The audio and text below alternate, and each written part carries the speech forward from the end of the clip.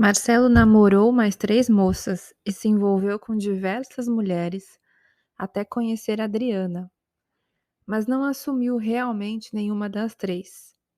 Era uma forma de preenchimento das suas sofridas horas vagas, apenas isso. Uma forma de esquecimento de si. No trabalho, ele era reconhecido como workaholic pelos amigos, o que provavelmente infartaria antes dos 30 ou se tornaria o chefe de todo mundo. Era extremamente rigoroso consigo mesmo e também com os outros. Cobrava de si mesmo a perfeição. Era o primeiro a chegar e o último a sair, todos os dias. Afonso continuava atento à dedicação do menino, aliás, do homem. Ele já era um homem, com barba e tudo. Sabia que algo sério havia acontecido entre Marcelo e a filha. Então, sabiamente, resolveu não se meter na vida dos dois. Em segredo, torcia para a filha voltar para o rapaz. Fazia questão de dar relatórios periódicos dela para seu funcionário preferido. Ah, Marcela, adivinha quem foi aceita no mestrado em Londres? Bom dia, hoje vou sair mais cedo porque quero buscar minha filha no aeroporto. A Michelle volta hoje. Lembra daquele meu amigo do clube, o João? Você chegou a almoçar conosco algumas vezes? A Michelle e o filho dele estão namorando. O diretor parecia ignorar o sorriso amarelo de Marcelo, que fingia cordial indiferença às notícias da ex-namorada. Ele pensou algumas vezes em surpreendê-la em alguns dos lugares que frequentava. Não seria difícil encontrá-la. Seria por isso que Afonso o castigava sempre que podia com as notícias de Michele? Será que ele queria que Marcelo tentasse reatar o namoro? Será que Michele ainda o amava? Pensava o engenheiro. Ou será que era o oposto? Afonso descontava sua mágoa secreta, divertindo-se em constrangê-lo sempre que podia, dizendo na frente de quem estivesse que a filha estava muito melhor sem ele. Marcelo pensava, pensava e pensava sobre isso, constantemente. Como não achava uma resposta e seu orgulho o impedia de tentar uma aproximação com a moça, resolveu esquecer com a bebida mesmo. Era como lidava com os sentimentos.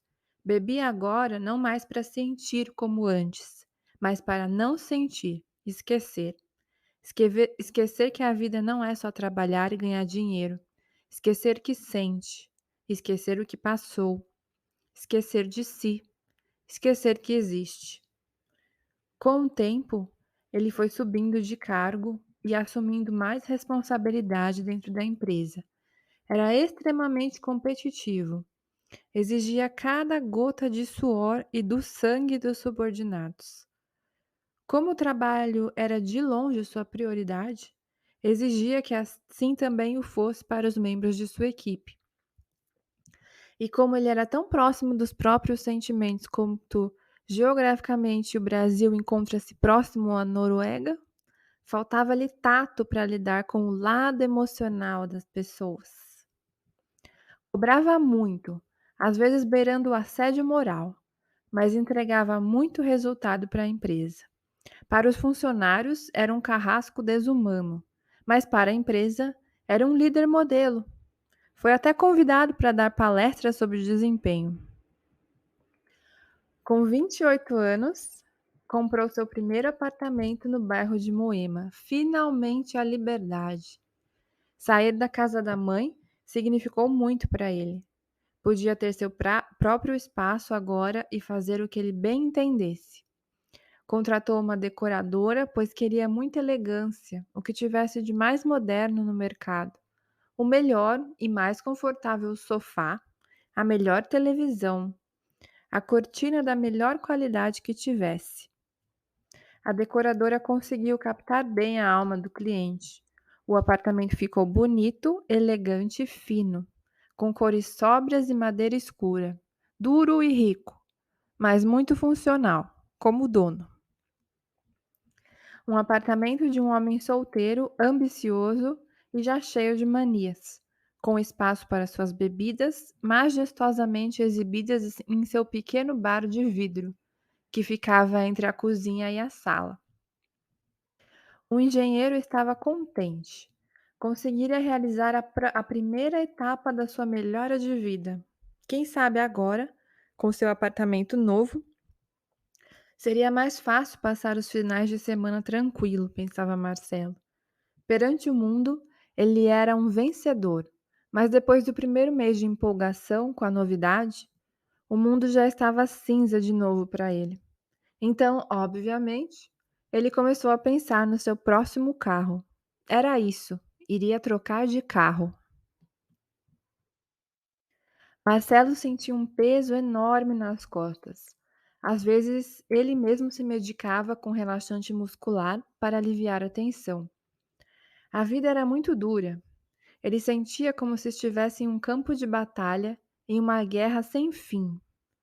Assim que conquistava um território, armava-se para a conquista do próximo.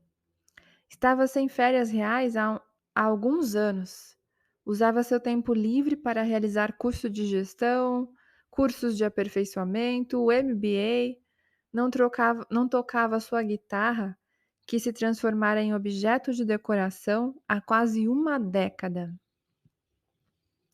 Seu lema era No Pain, No Gain e ia como um trator em busca de suas metas.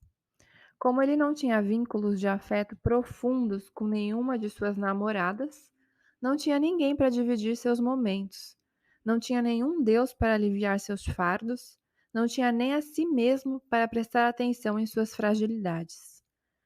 A vida andava pesada. Não, não. A vida estava como sempre foi. Ele estava pesado.